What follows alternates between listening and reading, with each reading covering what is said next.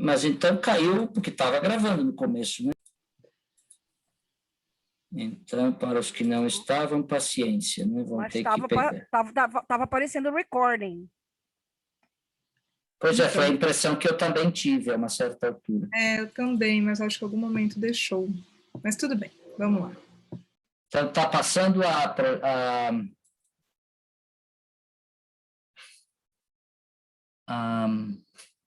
consegue ver a projeção? Está indo? Sim. Sim. Perfeito. Então, tá Sim, ótimo. estamos vendo. Então, muito bem.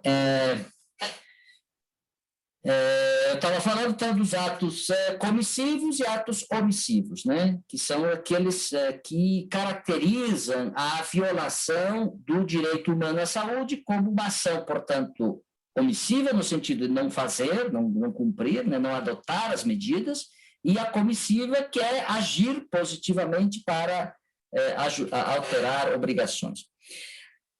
As obrigações que o Estado tem em relação aos direitos humanos, em geral, e no caso específico da saúde, são três, basicamente. A obrigação de respeitar, a obrigação de proteger e a obrigação de realizar. O espanhol tem outro termo. Eu traduzi por esse porque eu acho que ele é mais enfático. Então, respeitar o direito à saúde, proteger o direito à saúde e realizar o direito à saúde. Se descumprir essas obrigações, pode cometer, então, como nós já vimos, violações. Quais são essas obrigações, então, de respeitar? Claro, aqui eu resumi o texto, vocês vão encontrar no comentário uma descrição mais forte. A obrigação de respeitar é violada por ações políticas ou lei dos estados que violem as normas estabelecidas no artigo 12 do PIDES e que sejam passíveis de causar lesões corporais, morbidade desnecessária e mortalidade evitável. Já estou falando com ênfase, porque se alguém quiser caracterizar, na minha leitura modesta, por este item, nós poderíamos dizer que a autoridade máxima de saúde do nosso país está deixando de cumprir a obrigação de respeitar o direito humano à saúde, porque está colaborando para a produção de mortalidade evitável. É impensável que seja necessário que quase 4.000 pessoas morram por dia, que mais de 40.000 pessoas tenham morrido em pouco mais de uma semana. Então, aqui, olha bem, morbidade desnecessária, mortalidade evitável e causar lesões corporais. Proteger. Decorrem do fato de um Estado não adotar todas as medidas necessárias para proteger, dentro de sua jurisdição, as pessoas contra as violações do direito à saúde promovidas por terceiros.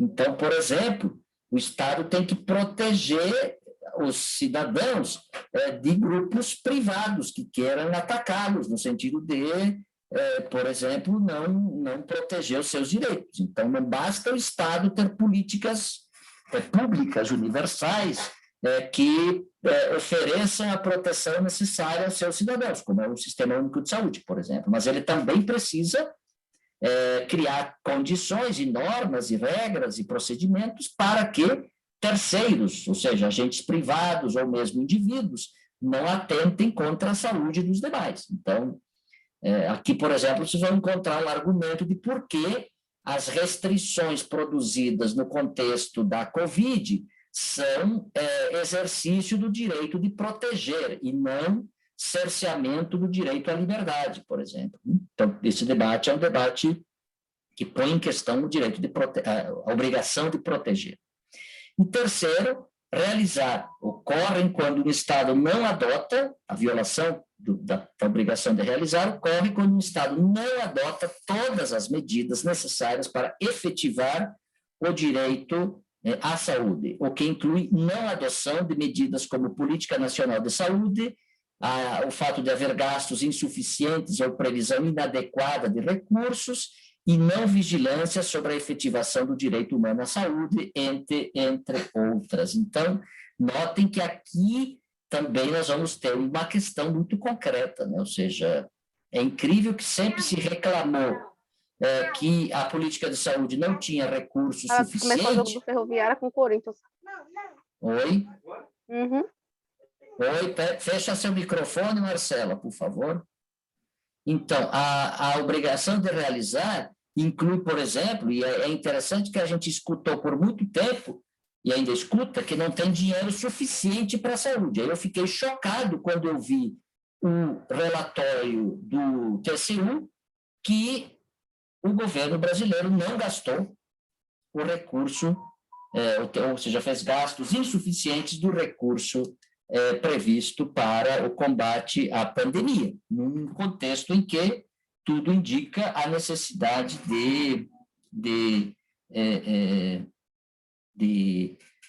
digamos assim, de enfrentamento, vamos dizer assim, da pandemia. Obrigações básicas, artigo 43. Lembram que eu falei que as obrigações básicas indicam que é aquilo que é o núcleo duro, digamos assim, para a garantia do direito humano à saúde. Então, vamos dizer assim, várias outras previsões poderiam até encontrar algum grau de justificativa para não terem sido feitas. No entanto, as obrigações básicas não têm sequer justificativa aceitável. E olha o que o comentário geral número 14 inclui como obrigações básicas. E aí a gente tem que se perguntar, quando a gente vai avaliar, por exemplo, uma política pública, em que medida essa política pública efetivamente consegue dar conta de garantir estas obrigações básicas. E olha lá, a primeira, garantir o acesso aos centros, bens e serviços de saúde de forma não discriminatória, especialmente no que diz respeito aos grupos vulneráveis, olha aqui o termo, né? E marginalizados. Então, note que a primeira obrigação básica é não discriminação. Não discriminação. Esse elemento é um dos princípios fundamentais dos direitos humanos, a não discriminação. Todos os serviços, bens, centros, equipamentos, enfim, todos os lugares onde há atenção à saúde. Segundo, assegurar o acesso ao mínimo de alimentos essenciais que sejam nutritivos, adequados e seguros e garantam que ninguém passe fome. Bom, nós voltamos ao mapa da fome. Então, não estamos cumprindo as obrigações básicas, porque se estamos no mapa da fome é porque não conseguimos assegurar o mínimo de alimentos essenciais que sejam nutritivos, adequados e seguros, portanto, não é qualquer comida, tem que ser nutritiva, adequada e segura, portanto, tem que estar respondendo aos requisitos da segurança alimentar e nutricional para que se cumpra a obrigação básica da garantia do direito humano à saúde. Terceiro, garantir o acesso à moradia, esse negócio de escrever com tradução sempre como uma letra, moradia e a condições sanitárias básicas, bem como o abastecimento adequado de água potável. Saúde tem a ver com condicionantes sociais, e é disso que se está falando aqui, né? Aliás, o comentário geral fala das condicionantes o tempo todo. Então, as condicionantes, garantir a moradia e condições sanitárias, esgoto, né? Água potável, num país que não tem essas condições.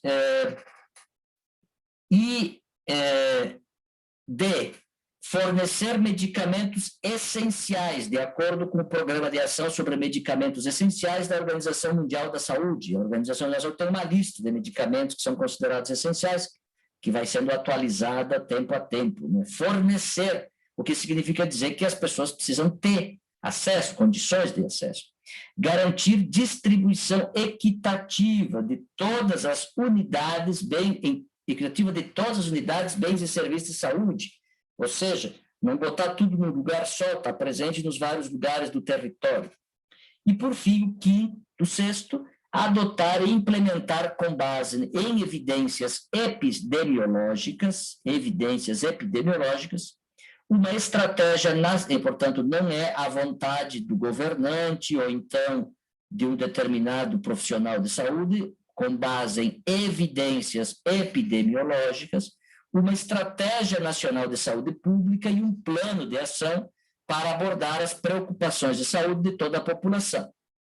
A estratégia e o plano de ação devem ser elaborados e revisados periodicamente com base em um processo participativo e transparente. Essa estratégia e plano devem incluir métodos como o direito a indicadores e referências de saúde para monitorar de perto o progresso. O processo pelo qual a estratégia e o plano de ação são concebidos, bem como o conteúdo de ambos, deve dar atenção especial a todos os grupos vulneráveis e marginalizados. Olhem, nós vamos tratar aqui a importância dos planos de saúde, né? Estratégia Nacional de Saúde, plano de saúde. Não um plano de saúde para saúde privada, né? Plano de saúde é um planejamento. E olha as condições do planejamento, né? A evidência epidemiológica, tomar em conta as preocupações de saúde da população, as preocupações, saúde tem a ver com subjetividade, com espiritualidade, com preocupação. Devem ser elaborados e revisados periodicamente, processo participativo e transparente, o povo tem que estar lá, incluir métodos, indicadores, referências para poder acompanhar, monitorar, e dar atenção a todos os grupos sociais, especialmente os mais frágeis, né, mais vulneráveis e marginalizados. Quais são os elementos essenciais que precisam ser garantidos no caso do direito humano à saúde? Isso vale para todos os direitos, mas no caso específico da saúde, são esses 4. Disponibilidade, acho que isso vocês já escutaram, acessibilidade, aceitabilidade e qualidade. Isso aqui é fundamental para caracterizar de novo se uma situação garante o direito ou se está aquém da garantia do direito e, portanto, pode até ensejar algum tipo de violação. Disponibilidade, número suficiente de estabelecimentos, bens, serviços públicos de saúde e centros de atenção à saúde, assim como programas. Então, tem que estar disponível, tem que ter quantidade. Acessibilidade, estabelecimentos, bens e serviços devem ser acessíveis a todos, sem discriminação, em 4 dimensões complementares, no sentido da não discriminação, acessibilidade de fato e de direito para todos, acessibilidade física ao alcance geográfico, inclusive dos condicionantes, né, dos condicionantes que eu li antes, lá nas obrigações básicas, acessibilidade econômica, custos ao alcance de todos e que sejam proporcionais, e acesso à informação, direito de solicitar e receber e difundir informações. Então, isso é acessibilidade. Note que, às vezes, a gente reduz a acessibilidade até a porta aberta para poder entrar. Isso não é só isso que é acessibilidade, isso é acessibilidade física, mas tem os outros aspectos da acessibilidade. Às vezes, a gente pode entrar, mas porque é dessa ou daquela condição econômica ou por essa ou outra razão, é discriminado, né? A aceitabilidade, ou seja, os estabelecimentos, bens e serviços devem respeitar a ética médica e a cultura das pessoas, devem ser aceitáveis, portanto, né? E, por fim, a qualidade. Os estabelecimentos, bens e serviços apropriados sob o ponto de vista científico, sendo de boa qualidade, com pessoal capacitado, estruturas adequadas, enfim. Claro, aqui tem todo, eu resumi em uma linha o documento, ele é bem mais exaustivo na descrição desses processos. E eu vou terminando, eu espero que a minha querida Nara tenha conseguido voltar, porque ela estava meio desesperada, porque a internet tinha dado tilt lá na casa dela. Então, de qualquer maneira, vamos ver se ela está, a gente segue com ela, senão a gente segue no possível. Vou indicar 5 ou 6 ações possíveis, e nós vamos voltar isso daqui lá na frente, no 3º módulo do curso. Primeira ação possível, considerando a violação do direito humano à saúde. Constatei que tem uma violação do direito humano à saúde. Como é que eu faço para enfrentar isso? Primeiro, participar do planejamento da política de saúde, a definição orçamentária do PPA, da LOA, LDO, da LOA. Então, essa é a primeira tarefa, né? A gente não pode, como cidadão, como organização social, como movimento social, como luta política, como militante de direitos humanos, deixar para os outros. Porque vocês viram lá atrás que uma das obrigações básicas é garantir processos participativos e transparentes. Então, não há política de saúde sem participação. Participação não é um evento secundário. A participação é conteúdo substantivo do direito humano à saúde. É obrigação básica. Tá? Então, às vezes, alguns gestores dizem, não, mas não precisa de participação. Participação é essencial, ela é obrigação básica, ela não é secundária, nem suplementar, nem complementar. Segundo, documentar violações de direitos nos termos sugeridos pelo comentário geral número 14 do comitê. Então, documentar. Documentar no sentido de ter subsídios para a gente caracterizar a violação. Né? Então, é preciso, claro, você vai dizer, mas nem sempre a gente consegue documentar, sim, mas um dia a gente consegue. Hoje em dia, nós, inclusive, temos recursos de documentação, ainda que sejam discutíveis do ponto de vista jurídico e jurisdicional, mas isso é uma discussão, não necessariamente a documentação e a denúncia precisa virar peça judicial, né? Mas a gente, claro, também tem que se preocupar para não se transformar em denúncia vazia que acabe retornando contra a gente como denunciação caluniosa, coisas que tais. Então, esses cuidados, obviamente, que tem que sempre ter. Por isso que é importante documentar. Né? Terceiro, denunciar a violação. Né? É inaceitável que alguém que saiba de uma violação faça de conta que não a tenha visto, faça negócio com ela, se tenha vantagens com uma denúncia. Isso é inaceitável do ponto de vista dos direitos humanos. Sempre que eu tiver uma violação de direitos humanos, o que eu preciso fazer é denunciar. Né? Denunciar é uma das qualidades mais importantes da atuação de direitos humanos. Como fala no popular, meter a boca no mundo. Né? Para isso tem o espaço do controle social. Cada instância no Brasil do SUS tem conselhos municipais, distritais, locais, dependendo estadual e nacional. Tem os controles internos, né? Tem as ouvidorias, as corregedorias, como chama, os vários órgãos de controle interno, dos vários espaços, e os órgãos fiscalizadores, né? Tribunais de Contas, Ministério Público, Defensoria, todos esses são órgãos que cumprem tarefas fiscalizadoras e que podem ou devem agir, sobretudo quando se trata de situações de violação de direitos que transcendem a situação individual de uma única pessoa, ou daquelas que, eventualmente, como no caso da assistência judiciária pela defensoria, sejam hipossuficientes. Ou seja, é possível pensar, por exemplo, possibilidades de ações civis públicas ou coisas que tais. Então, denunciar. Claro, o Poder Legislativo tem um papel, quando eu incluo órgãos fiscalizadores, também está a função fiscalizadora do Poder Legislativo. Vocês estão vendo que estamos num pequeno grande embate nacional, exatamente pelo exercício da função fiscalizadora, pela instalação da Comissão Parlamentar de Inquérito em função da pandemia. Quarta ação possível, informar. Aqui se trata de informar os órgãos de tratados, né? As Nações Unidas.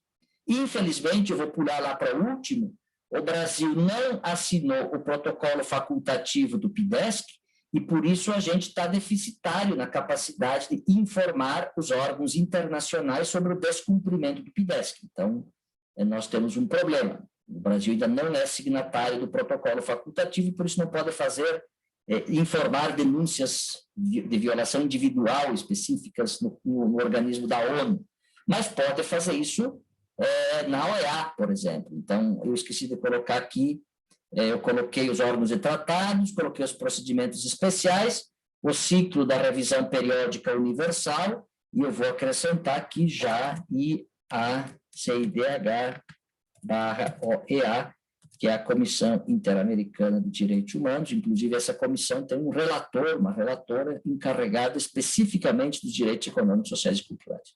No caso da ONU, tem um relator para o direito humano à saúde, né?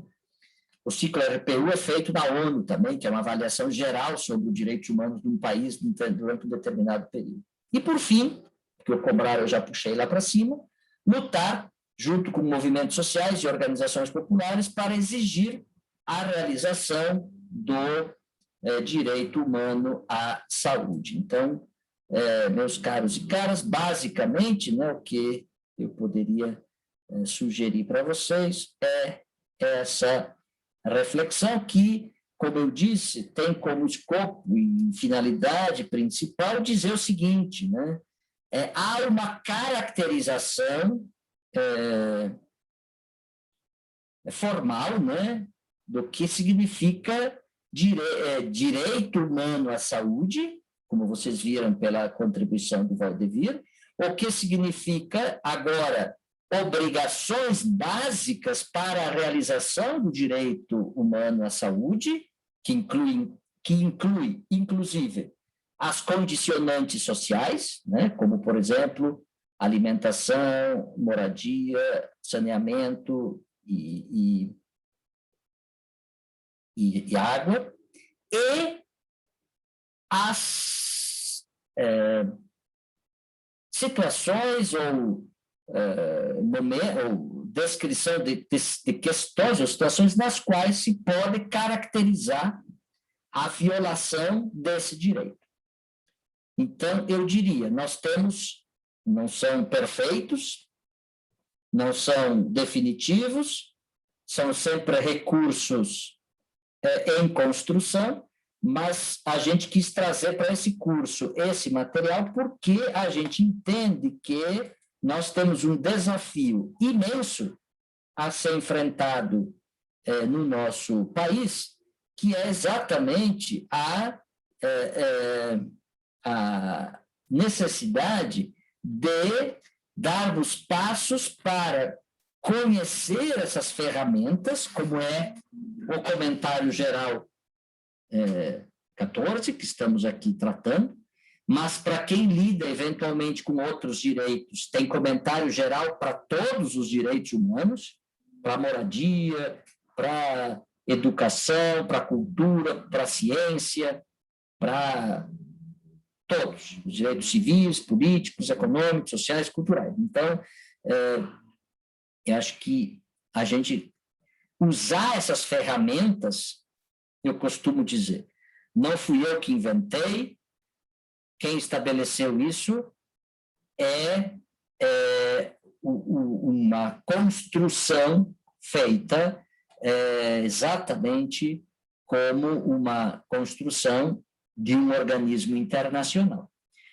Alguém me pediu aí sobre a referência para o conceito de violação. Esse conceito está, no caso do direito humano à saúde, ele está exatamente descrito no comentário geral número 14, tá? Que está lá na pasta dos materiais que vocês têm para o curso e que eu trabalhei aqui com, digamos assim, com um pouco mais de apresentação didática, digamos assim, mas ali você tem a caracterização, e eu diria, o núcleo central dessa caracterização é a ideia de que não se pode aceitar a violação, a desconsideração, ou a omissão, ou a ação deliberada de não realização do que está previsto como obrigações básicas do direito humano à saúde, que é aquela lista de 6 obrigações que eu fazia referência. Então, aqui temos, na minha avaliação, bastante subsídio, inclusive, para caracterizar situações que nós estamos vivendo hoje como situações que não são só descaso, não são só omissão, não são só falta de prioridade, não são só discurso doido, são violações do direito humano à saúde. E olha que quando a gente conseguir botar essa pecha em alguém, a gente bota uma pecha pesada, porque ninguém gosta, ninguém quer, ninguém fica feliz de ser acusado de ser um agente de violação dos direitos humanos. E eu acho que isso é um recurso político que a gente pode também, entendendo, crescer no sentido de encontrar caminhos, inclusive jurídicos, mas pelo menos temos bons recursos políticos, éticos e também jurídicos porque o que está previsto no Pacto Internacional dos Direitos Econômicos, Sociais e Culturais está incorporado à legislação brasileira desde 1991, e, portanto, o direito humano à saúde, como um direito previsto no ato internacional, é parte da legislação brasileira e também está previsto na própria Constituição e nas próprias legislações próprias da saúde brasileira, como imagino o Valdevir deva ter trabalhado no encontro anterior. Então, nós poderíamos explorar a possibilidade também de enquadramento dessas questões do ponto de vista jurídico. É claro que, vocês sabem, não existe uma lei que diga ou que tipifique criminalmente, por exemplo, de modo mais preciso, essas questões que eu estou tratando aqui. Por isso que eu estou dizendo que aqui nós estamos diante de um conteúdo de ordem ética, de ordem política, e que, obviamente, poderá ensejar, se assim se entender e se construir como argumento e como exercício, também algum tipo de recurso de força jurídica, já que se poderia estabelecer uma interpretação sistemática que permitisse esse enquadramento. Mas eu não sou advogado e, portanto, não me cabe aqui fazer qualquer tipo de avaliação específica desse tipo. Mas não tenho dúvidas que, do ponto de vista político e do ponto de vista ético, nós temos aqui bons recursos para alimentar a nossa ação em direitos humanos e, particularmente, no direito humano à saúde. Acho que a minha amiga Nara, de fato, não conseguiu voltar em função da internet. Vou ver aqui, me dê um minutinho.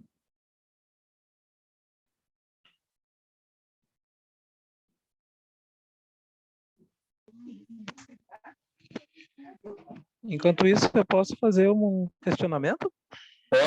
Pode fazer. Eu só gostaria de saber, assim, a participação como signatário do PIDESC é uma decisão unilateral, o governo que decide se participa ou não, e os outros órgãos onde se pode fazer denúncia contra a violação dos direitos humanos, quais seriam? Então, vou te dizer, em âmbito nacional, vamos começar aqui mais perto, né? Então, primeiro, o PIDESC foi ratificado pelo Estado brasileiro, tá? Então, essa é a primeira observação importante. O PIDESC não é uma opção para qualquer governante, incluindo os prefeitos, porque tem um problema no Brasil, que é os gestores acharem que as matérias de direitos humanos, como dizem respeito a questões de ordem internacional ou de compromissos internacionais, seriam questões que deveriam ser respondidas unicamente pela União, pelo presidente da República. Tem um projeto de lei que nunca foi votado, infelizmente, ainda quando a época era deputado federal Marcos Rolim, ele fez um projeto de lei esclarecendo essas obrigações, então isso ainda é uma barra funda um pouco complicada, do ponto de vista especialmente jurídico. Mas, como o pacto foi incorporado ao ordenamento jurídico do país, então ele não está disponível para os governos, nem o federal, nem o estadual e nem o municipal.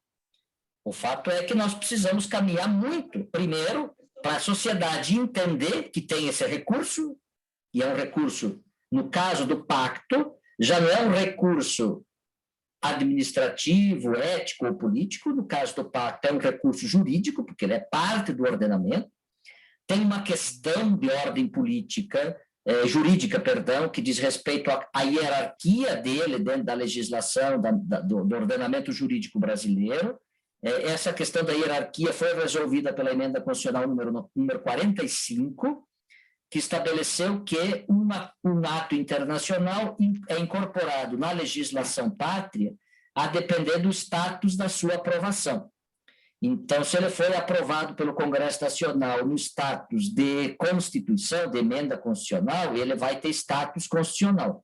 Se ele foi incorporado como norma infraconstitucional, como lei ou como decreto, ele entra nessa hierarquia de vigência. Então, isso é um debate, né? Porque como o pacto foi incorporado à legislação nacional antes da emenda 45, então tem um debate aí dos juristas sobre o grau de hierarquia, se é constitucional ou não. Independente disso, o pacto não se opõe ao que está escrito na Constituição brasileira no que diz respeito à saúde. Então, em tese, nós estaríamos garantidos desse ponto de vista. Essa premissa, primeiro, Ednilson, importante para a gente compreender, ou seja, cumprir as determinações do direito humano à saúde não é, sob o ponto de vista dos direitos humanos, uma questão disponível a qualquer gestor que seja. É uma obrigação, ponto 1, tá? Ele tem obrigação, né? Bom, ponto 2, nós como sociedade civil, como organizações sociais, podemos contribuir e colaborar nesse processo de realização do direito humano à saúde, de que maneira? Cumprindo o nosso papel de participação para efetivamente cobrar que esse conteúdo seja realizado das mais diversas maneiras. E, particularmente, também, na minha avaliação, fazendo a denúncia das violações do caso do direito humano à saúde. Sua pergunta, onde é que eu faço a denúncia? Eu acho que aqui, como eu disse, tem o papel do controle social, nossos conselhos. Acho que é importante, ainda que os conselhos de saúde sejam bastante antigos, mas essa é uma observação minha, tá? Vocês conhecem isso melhor do que eu. Eu acho que os conselhos ainda não têm boas estruturas para receber denúncias de violação. Não tem boas estruturas. Os conselhos até recebem denúncias, mas têm uma dificuldade para processar essas denúncias e efetivamente dar vazão e consequência para elas. Em geral, os conselhos transferem essa responsabilidade para os órgãos investigativos. Evidentemente que se elas envolverem questões de ordem jurídica, elas podem ser transferidas para o Ministério Público, para a polícia, para a defensoria, para quem seja desse ponto de vista. Mas eu queria trazer para vocês essa minha observação. Do tanto que eu conheço, os conselhos têm dificuldade de processar denúncias de violação do direito humano à saúde, né? Notem bem, denúncia de violação do direito humano à saúde. Não é? Denúncias tem de vários tipos. Segundo, mas para mim, o ponto primeiro são os conselhos de controle social. Segundo, os órgãos de controle interno. Então, é importante que se possa acionar, por exemplo, corregedorias, ouvidorias disponíveis. O SUS tem ouvidoria. Enfim, precisamos fazer funcionar esses espaços de controle. Mas também tem os espaços de controle externo, que são, como, por exemplo, os órgãos legislativos, e os tribunais de contas são parte da ação legislativa, não nos esqueçamos disso.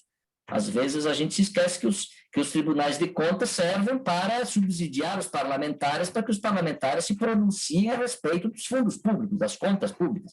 Porque, afinal, quem vota, no final das contas, os pareceres dos tribunais de contas são os vereadores e os deputados, né? Então, é importante chamar atenção para este espaço de fiscalização, mas também, claro, a ação que é possível fazer junto aos ministérios públicos. Então, no Rio Grande do Sul, por exemplo, tem uma parte do Ministério Público especializada em saúde, por exemplo, né? Não sei, em outros estados imagino que também tem. Então, claro, tem onde eu conheço, está longe da maioria dos amigos promotores conhecerem o comentário geral número 14, infelizmente, né? Tem muita gente que salta longe dessas coisas, inclusive. Melhor não saber para não precisar usar, mas isso eu não vou xingar ninguém, porque, afinal, todo mundo precisa aprender sobre esse ponto de vista. Então, aqui é um capítulo importante, cobrar dessas autoridades, elas precisam saber disso e usar esses recursos do ponto de vista da sua ação. Então, não sei se eu te respondi, no âmbito internacional é um pouquinho mais complicado, porque para você tem uma série de requisitos que eu não tenho como trabalhar aqui para que você possa levar uma denúncia para a Comissão Interamericana, por exemplo, para transformar ela em caso, tem que esgotar os recursos internos, enfim, então é um pouquinho mais complicado, mas é um recurso, inclusive o mais ágil, que infelizmente também está demorando muito, são medidas cautelares, que para caso de ameaça muito grave. Tem situações, tem os organismos das Nações Unidas, o próprio comitê que eu falei. O Brasil, por exemplo, está em avaliação sobre o direito humano à saúde. Para vocês terem uma ideia, o Brasil fez um relatório sobre o cumprimento do PIDESC, do artigo 12 do PIDESC. Está disponível no site desse ministério daquela senhora que viu Jesus Cristo na goiabeira.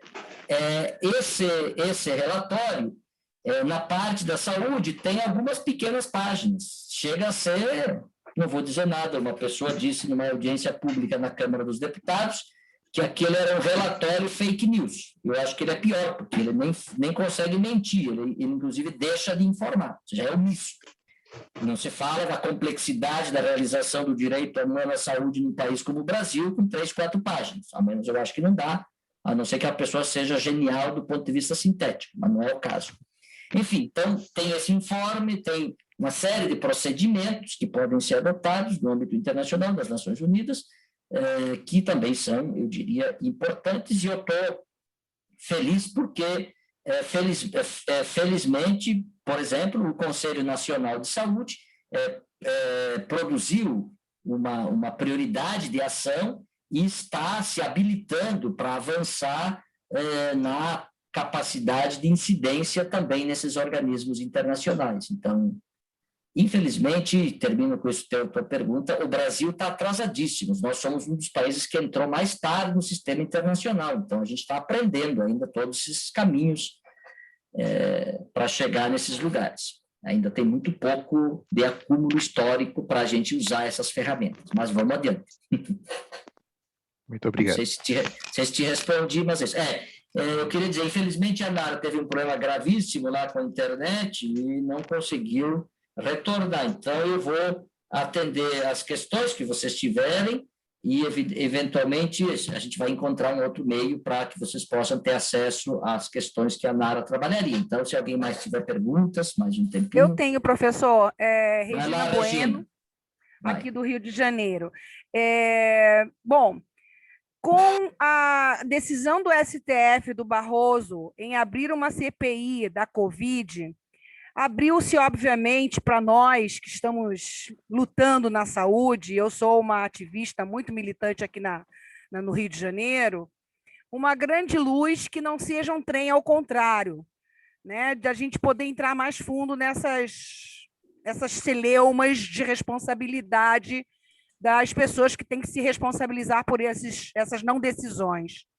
A pergunta que eu faço para o senhor, eu não conheço o processo interno da demanda de um estudo de uma comissão parlamentar de inquérito. Quanto tempo leva isso? Qual é o prazo? Parece que Renan Calheiros está sendo nominado relator e que domina bastante os regulamentos da casa e os regulamentos de uma comissão. Mas o senhor acha que há possibilidade de sair antes de 2022? Muito obrigada. A sua pergunta é bem estratégica, é ótimo. Olha, claro, CPIs podem ser prorrogadas por muito tempo. Você já deve estar lembrando que teve CPI que durou bastante tempo. Então, isso vai depender muito da correlação de forças no parlamento e na sociedade, né? Então, é muito importante a gente digamos assim, acho que foi um grande avanço, né? A gente conseguir dar esse passo, porque abre um flanco de responsabilização, como você falou, né?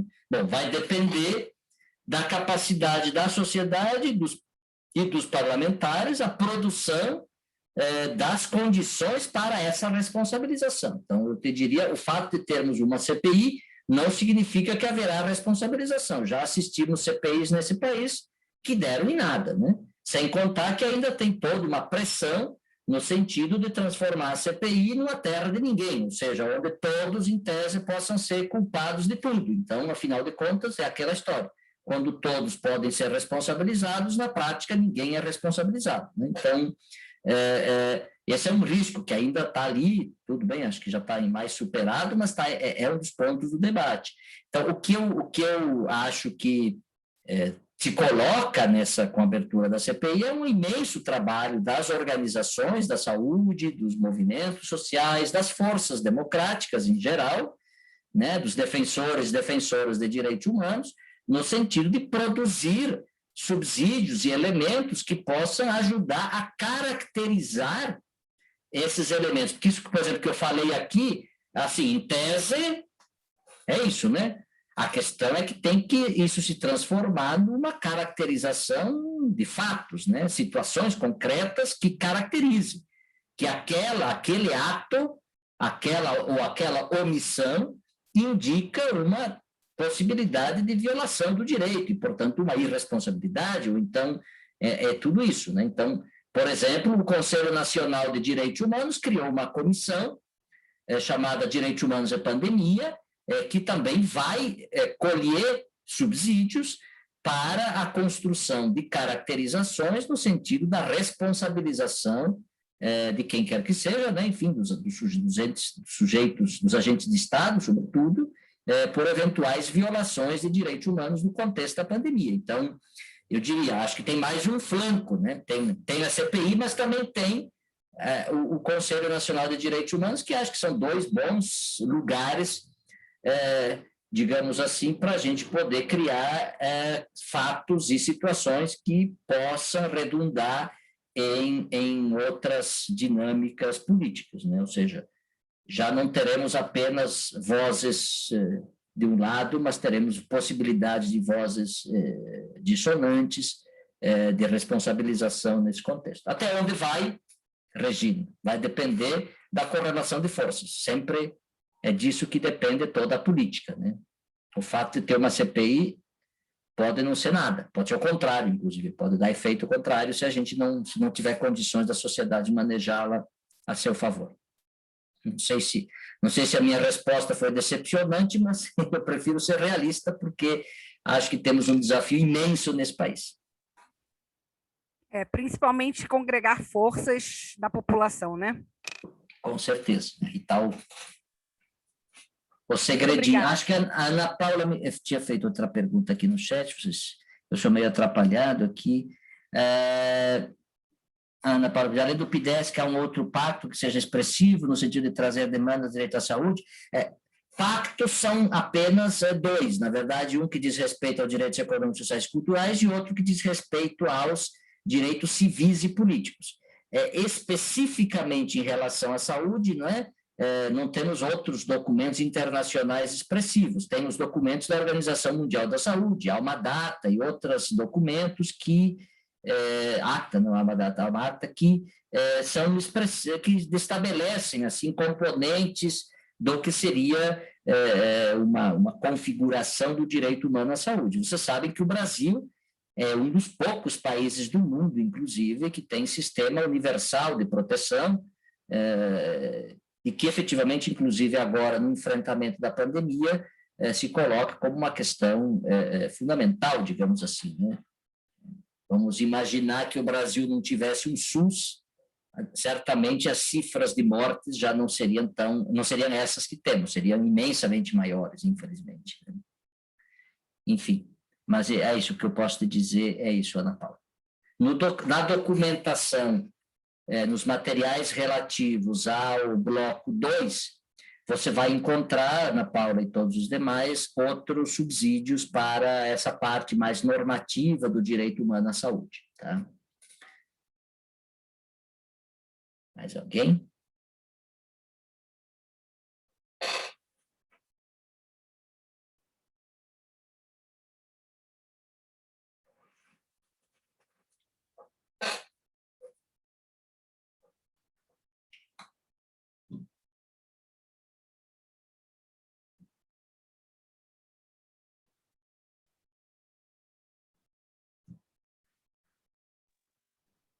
Mais alguma pergunta ou questão? Quem vai perguntar? Eu vou perguntar de novo. Fala, sem problema. Estamos aqui para isso. Olha só, professor, uma das grandes dificuldades que eu tenho nos fóruns que eu participo, fórum de saúde, fórum de ONG-AIDS, é exatamente juntar provas, e provas que sejam fortes, com relação a denúncias de violações de direitos. Que dicas que o senhor daria para que as pessoas acreditassem mais de que uma denúncia vai prosperar, sim, e ela vai ter esse resultado, vez que todas as vezes que ela vai numa ouvidoria do SUS, por exemplo, que ela faz alguma denúncia, ela nunca tem em tempo real, ou demora, ou até a própria pessoa desacredita de que essa violação ela vai ter alguma punição ou algum resultado. Porque na forma legal, as leis, elas existem, têm validade, mas nem sempre são eficazes. Como dizia o antigo presidente da República, tem lei que pega e lei que não pega. Só no Brasil que acontece isso. Como é que o senhor vê? Então, acho que a sua pergunta é excelente, porque um dos principais problemas, e quem é da área do direito deve lembrar do Cesare Beccaria, né? Ele dizia que o que assusta um sujeito não é o tamanho da pena, e sim a certeza de que ela vai ser aplicada, né? Ou seja, é o princípio que nos remete para fazer frente àquilo que se chama de impunidade, por um lado. Por outro lado, a gente pensar que processos de responsabilização, eles precisam ser trabalhados de um modo restaurativo, ou seja, quando a gente fala de direitos humanos, lembram que eu falava outro dia do punitivismo, né? A gente não pode cair naquele mesmo lugar comum da ultradireita de que a punição é necessariamente pegar o sujeito, torcer o pescoço e, de preferência, não dar nenhum endereço de onde ele foi enterrado, né? Ou seja, aquela lógica da vingança. Então, eu sei que tu não pergunta nesse sentido, mas eu preciso esclarecer. A construção da responsabilização das violações de direitos humanos inclui, né, como eu dizia lá no começo, a reparação. E a reparação é sempre um processo extremamente complicado em matéria de direitos humanos, porque nós construímos, dentro das nossas experiências históricas, limites muito precários para pensar a reparação, né? Nós, no máximo, quando pensamos reparação, pensamos em reparação pecuniária, vamos dar uma indenização para alguém. Só que a violação dos direitos humanos é muito mais do que uma reparação pecuniária, uma restituição financeira.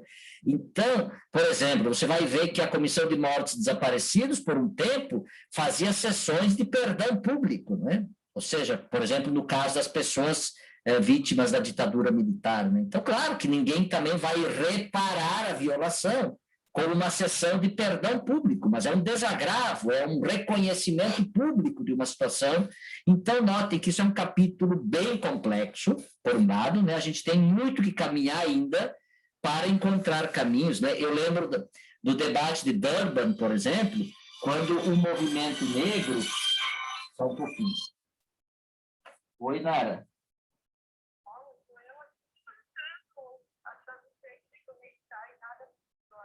Não, mas então deixa assim, a gente ajusta, tá? Eu toco aqui, tá?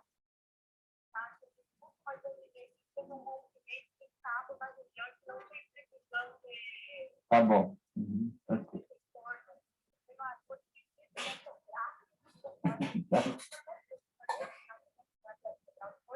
Não, mas acho que tu podia fazer uma gravação e a gente disponibiliza para eles. Eu vou informar isso, então. Pode ser assim.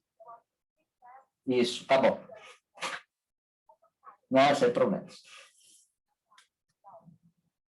Então, era a Nara me dizendo que ela caiu porque houve o rompimento dos cabos em algum lugar da região onde ela mora. Então, o negócio foi bem mais grave do que ela vai... Eu já combinei com ela, ela vai gravar, então, a intervenção que ela faria e a gente vai disponibilizar para vocês, tá? Então, já vai ficar com essa condição, a gente já pede desculpas, mas, enfim, essas coisas de atividade remota acontecem. Então, eu estava falando, né, Durban, por exemplo, né, conferência sobre a questão racial, África do Sul, conferência da ONU.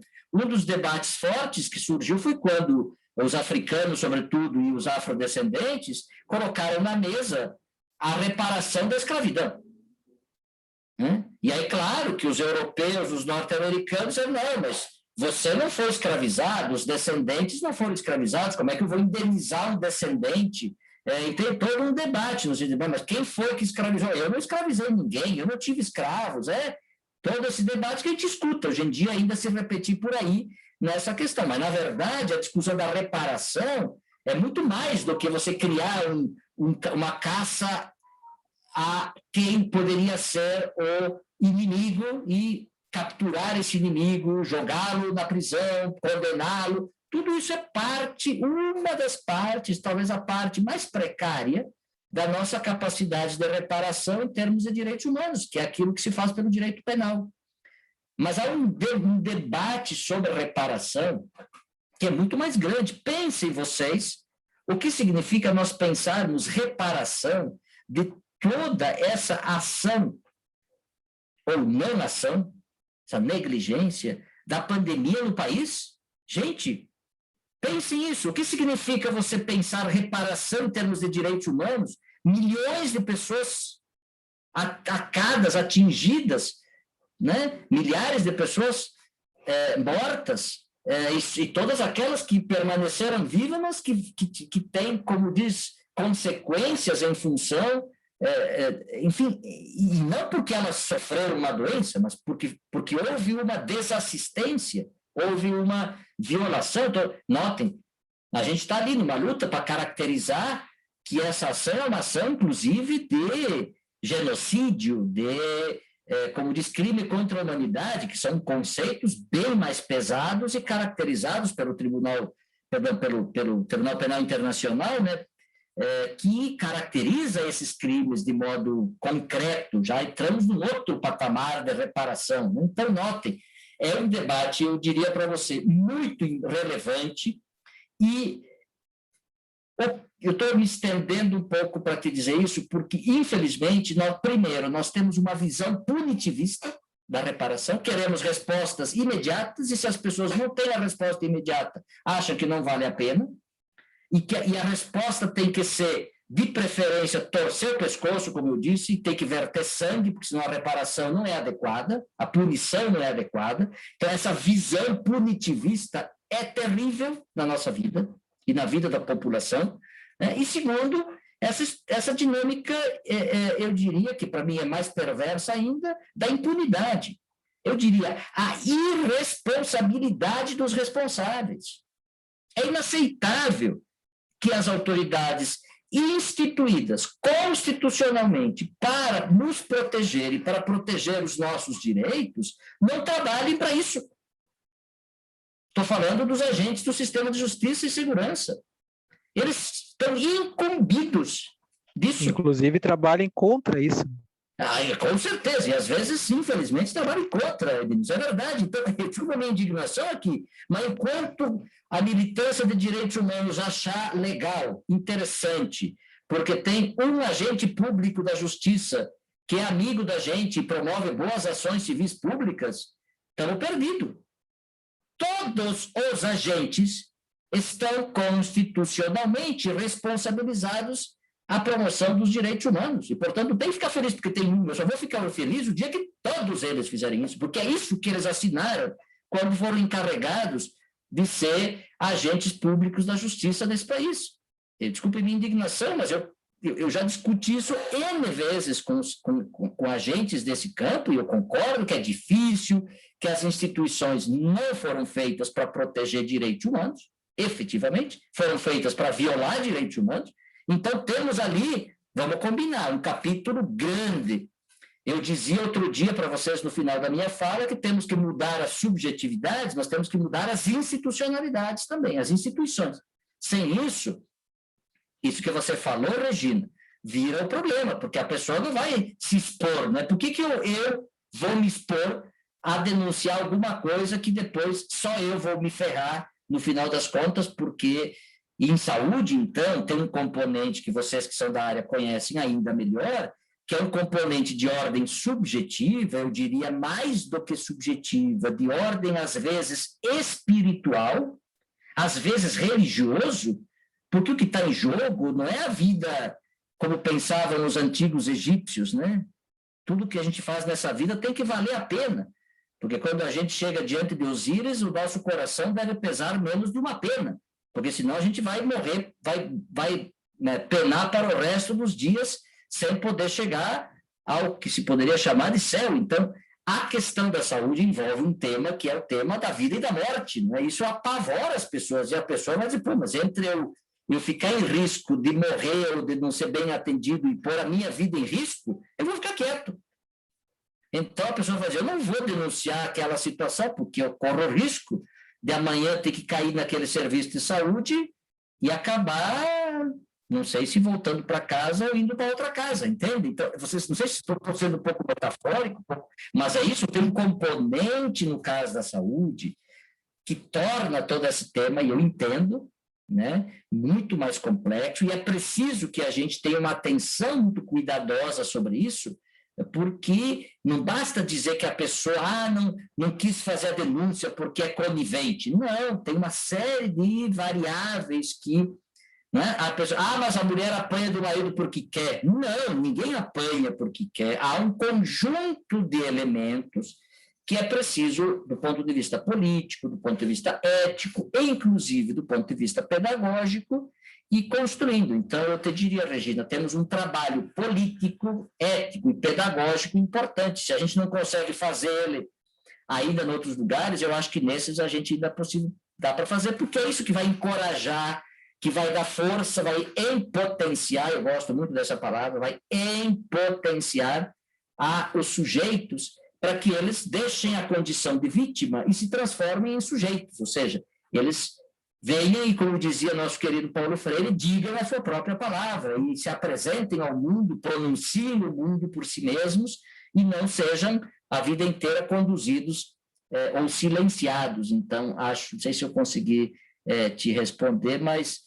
é um desafio. Quando você vê, professor, a Comissão da Verdade, né, que levantou tudo que levantou, levaram anos, pessoas extremamente intelectuais, abriram vários processos, verificaram caso por caso, e que, na realidade, não houve punição.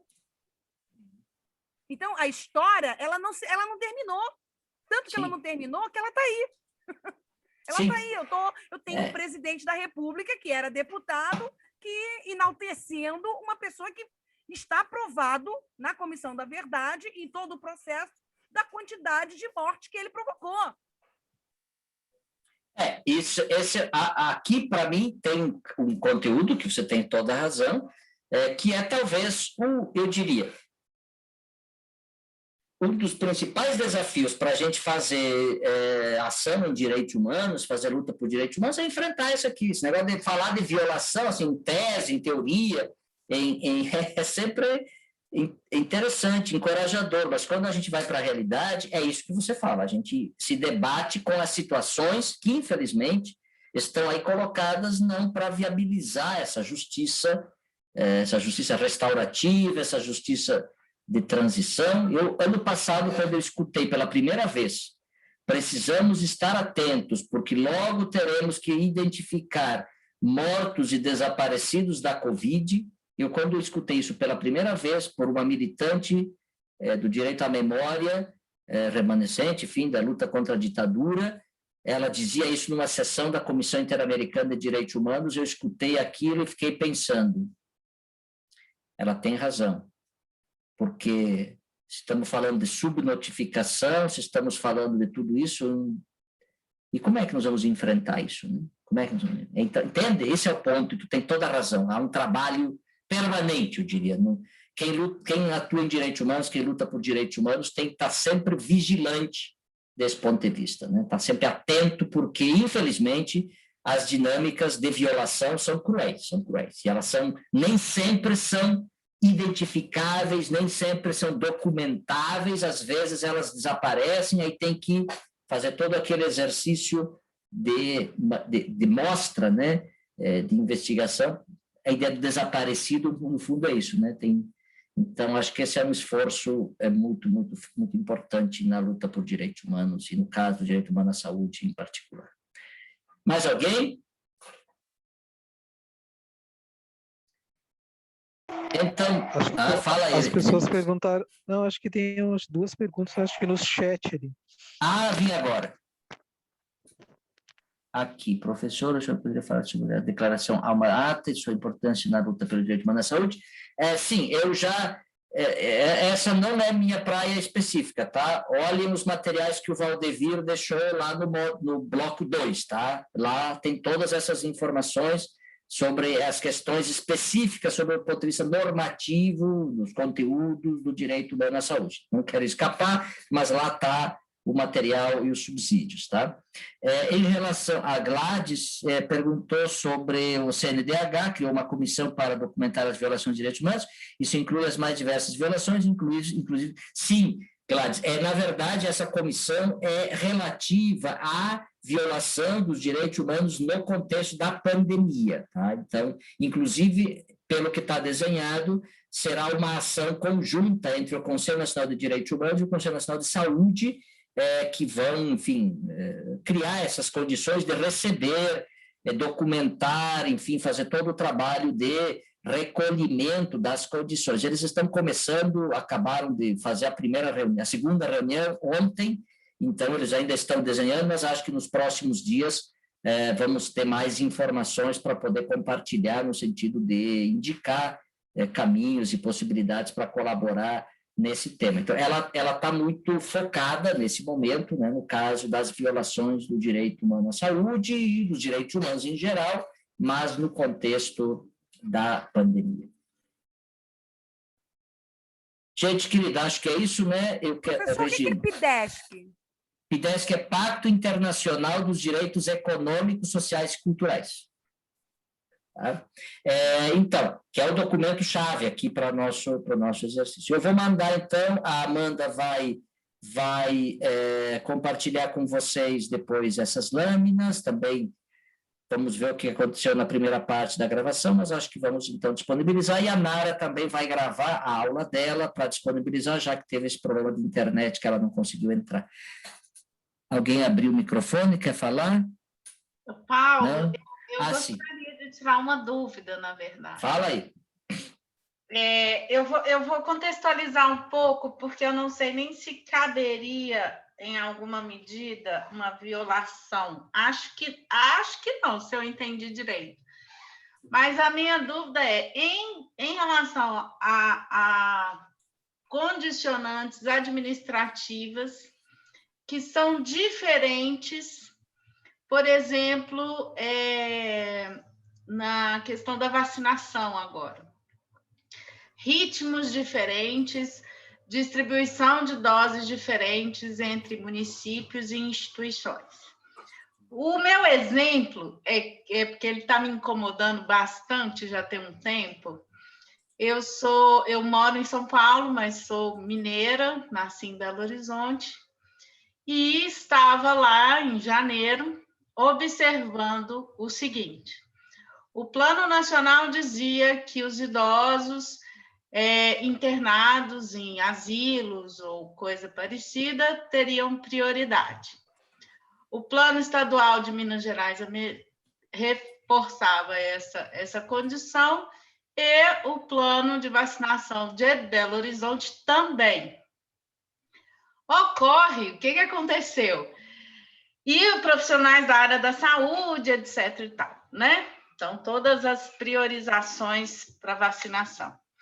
E aí, eu tive a oportunidade de trabalhar num hospital federal de lá, que é administrado por uma empresa pública de direito privado.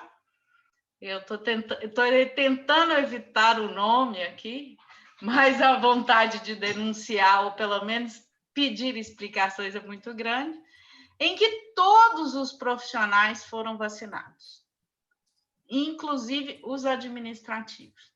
Então, no mesmo período em que, neste hospital, todas as pessoas foram vacinadas, todos os outros condicionantes e prioridades estabelecidos não foram respeitados.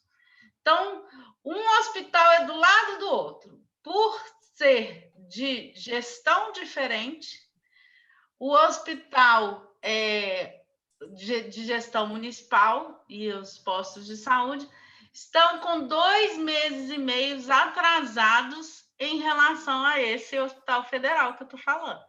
Uhum. Como é que a gente interpreta isso? Por que neste hospital todas as pessoas, independente se são trabalhadores diretos ou não da saúde, né? Incluindo aí os administrativos, e independente da idade, foram vacinados, e passa quase 90 dias para agora, nesta semana, no mesmo município, na mesma região, começar a vacinar trabalhadores da área da saúde de 43 anos. Então, vão demorar quantos meses para um profissional de 18 anos, 20 anos em Belo Horizonte ser vacinado em relação a esse hospital federal? Então, eu fico bastante incomodada com isso, porque não quero... Eu acho que o princípio da justiça, que todos são iguais, tem que ser preservado em alguma medida. Então, eu queria, na verdade, compartilhar dessa minha angústia, porque eu tentei, não consegui fazer nenhuma denúncia, mas ainda há tempo para fazer isso, e esses são quase 50 hospitais da mesma rede no Brasil inteiro, e todos eles tiveram um privilégio diferenciado de qualquer outra instituição de saúde pública do SUS. Eu acho que você traz um exemplo dos muitos, né, que já temos conhecimento dessas situações. Eu acho que esse o que eu posso dizer. Se há uma violação ou não, isso precisa ser estudado melhor, mas que há uma atuação que privilegia em relação a outros, parece que há. Isso me parece que, pelo exemplo, pela caracterização que você dá. Mas você viu, tem vários casos de distorções graves desse tipo, né, aquilo que, inclusive, se caracterizou depois como fura-fila, né? Então, esse é um tema que eu acho que a gente vai precisar enfrentar, com certeza. Não é um fura-fila institucionalizado. Sim, exatamente. Sim. Que é diferente do fura-fila do esperto, digamos, do sujeito esperto que vai, não é. Esperto que fica aí no mercado negro. Esse. Não, esse foi institucionalizado. Uma angústia pessoal. Eu tenho um pai internado no asilo. Aí eu falava, então, como é que fica isso? Beleza. Eu sou profissional da área da saúde. Só porque não trabalho mais nessa instituição, vou aguardar quantos meses de diferença com relação ao meu colega que está lá no outro hospital? Por quê? Se nós, inclusive, estamos trabalhando no mesmo município.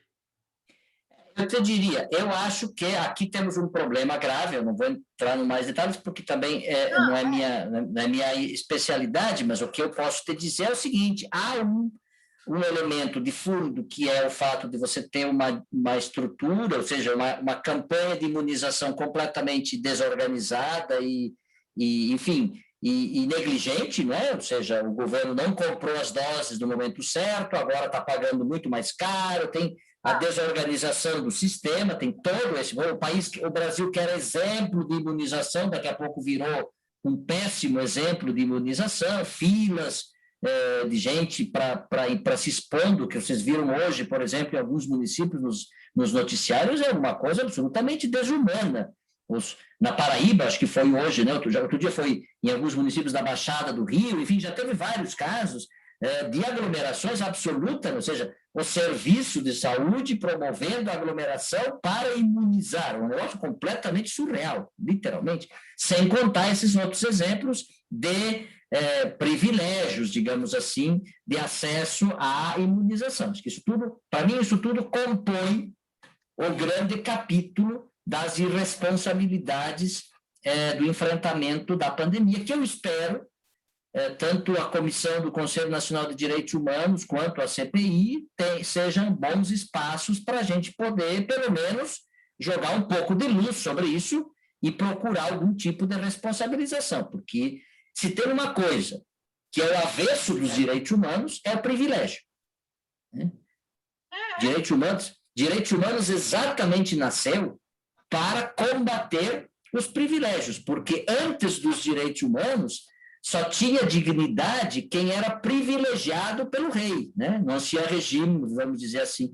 Com os direitos humanos, ninguém é mais do que ninguém desse ponto de vista, e por isso tem os mesmos direitos e tem as mesmas obrigações. Desse ponto de vista, então, não há como admitir, em hipótese alguma, claro que, ou seja, em hipótese alguma, que um privilégio seja vigente na contrapartida da não realização dos direitos humanos. É o que eu posso dizer com certeza, e acho que... ideia como denunciar isso, porque os órgãos municipais não se interessaram, porque a gestão é federal. Sim, sim. Do federal, difícil acesso. Ave Maria, mas que eu tenho muita vontade. Teu nome é Regina, né? Isso? E o Congresso acabou de dar aval para que isso aconteça, né? O fura-fila agora é institucionalizado. Agora, exatamente, por causa das empresas que podem comprar, né? Assim, que seria possível você fazer uma denúncia direta para o Ministério Público Estadual, tu pode pedir sigilo, alegando para você não sofrer retaliações, etc. Porque como é caso de idoso, eles são obrigados a atuar. A questão não é meu pai. Meu pai não é isso. São profissionais da área da saúde. É o fato de ter vacinado privilegiado os profissionais do federal e não do conjunto, não é isso? Não do conjunto, no mesmo região. Se Belo Horizonte estivesse atrasada com todos, ok? Sim, entendi. Mas eu como profissional da área da saúde, se estivesse trabalhando em Belo Horizonte, hoje, eu provavelmente estaria atrasada no calendário em relação a esse hospital meses. Sim. Então, por que um profissional é diferente do outro? É nesse sentido, entendeu? Sim. Perfeito. Eu acho que fica aqui a possibilidade de tratar isso, inclusive, como eu falei, com os órgãos encarregados. Isso, o Ministério Público é um bom caminho, né? Eu acredito que ambas as situações, né, Paulo, daí ela poderia contar para os dois MPs, para o federal e o estadual. E para o federal, e sobre isso deles não te responderem, eu sempre aconselho a fazer uma denúncia formal mesmo, por e-mail, porque eles são obrigados a te responder pela lei da CP, sabe? Mesmo para indeferimento, eles têm que te colocar os motivos cabais que eles não vão agir ali, porque é obrigação legal deles agir nesse caso. Contar, o Ministério Público Federal, nós fizemos uma alegação, de uma notícia de fato de que teria havido discriminação dos povos indígenas em função da reação aqui na cidade de Passo Fundo há um tempo atrás. O Ministério Público teve que responder, dizendo por que ele achava que aquilo não dava base para se levar adiante. Enfim, como eu digo, isso sempre vai servir para alguma coisa. O que eu quero terminar para te dizer é dizer o seguinte, olha, a gente, às vezes, aquilo que eu falava antes para a Regina, sim, tem que estar bem documentado, a gente tem que estar bem protegido, para não ter problema depois, mas também tem o anonimato, tem tudo isso que a Emily falou, tudo isso a gente pode utilizar. Agora, não queiramos necessariamente respostas imediatas, porque a maior parte dessa gente nessas estruturas, infelizmente, não é séria do ponto de vista dos direitos humanos, infelizmente. Então, a gente tem que insistir. Não é porque eles não são que a gente vai deixar. A gente vai... Eu sou dessa tese. A Emily aqui me ajuda bastante nesse sentido, né, como advogada. A gente tem que meter a boca, entendeu? Tem que dizer. Algum dia alguém vai encontrar esse negócio e vai responsabilizar tudo isso. Eu sou dessa compreensão, entendeu? Nós não podemos desistir da denúncia da violação, nós temos que dizer que ela teve. Bom, a autoridade disse que não teve, tá bom, vamos ter algum recurso, né? Mas a justiça, como no caso da Maria da Penha, mas o juiz era amigo do marido, por isso não julgava o caso e ia protelando a situação. Não tem problema, a gente recorre por omissão, e aí consegue eu diria, deve ter algum furo nesse sistema que a gente possa colocar uma cunha e se agarrar todo mundo nessa cunha e fazer que esse furo vire um grande racho e que esse negócio venha abaixo. Algum dia deverá vir, não sei quando, mas enfim, nosso trabalho é ir botando essas cunhas aí nesses buracos. Desculpe minha metáfora besta aqui, mas eu acho que esse é o nosso trabalho, pelo menos o nosso trabalho como militância de direitos humanos, né? O sistema é pesado, ele não está feito para nos ajudar, Ele está feito exatamente para usar tudo isso como recurso contra o povo, infelizmente, né? Então, eu acho que isso a gente não precisa fazer curso para aprender, isso a gente já sabe. O que a gente precisa fazer... Eu geralmente, na área do direito, eu sempre digo que o melhor advogado não é aquele que sabe as leis, porque hoje até a inteligência artificial, você joga aqui no Google, você tem tudo, tem petição, você tem todas as jurisprudências, não é da minha época, mas aqui você joga tudo, você acha tudo com uma facilidade enorme. Agora, acompanhar em tempo real o processo e está empurrando o processo para frente, e fala com o escrivão, e fala com o procurador, e fala com o assessor, é isso que faz o processo andar, porque senão ele não anda. Você tem que ir atrás, buscar o resultado, porque senão ele não sai. Sim, acho que esse é o trabalho também da militância social e política, é a gente continuar ali, como diz, eu gosto sempre da metáfora do Pinóquio, né? O Pinóquio pode tentar marretear o grilo quanto ele quiser, mas o grilo vai estar sempre ali dando algum cri em algum momento. Então, nosso trabalho é continuar cri-crilhando, apesar das marretadas que nos dão por ali para cá para lá o tempo inteiro. Gente, tá bom assim? Ótimo, maravilhoso. Você veja, né, professor, se nem reunião de condomínio a gente consegue juntar todo mundo, imagina o resto. Talvez a reunião de condomínio seja mais perigosa, mas tudo bem. Gente, muito obrigado, então, por hoje. Como eu disse, a Nara vai infelizmente, ficou com essa situação, vai mandar a gravação, só poder assistir depois. Espero ter colaborado com a reflexão. Como eu disse, era muito mais para subsidiar. Temos um trabalho político, ético e pedagógico importante. Um abração. Vocês, a semana que vem, seguirão no módulo já 2. Então, valeu, gente. Até mais. Vamos adiante. Muito obrigado. Boa noite a todos. Valeu.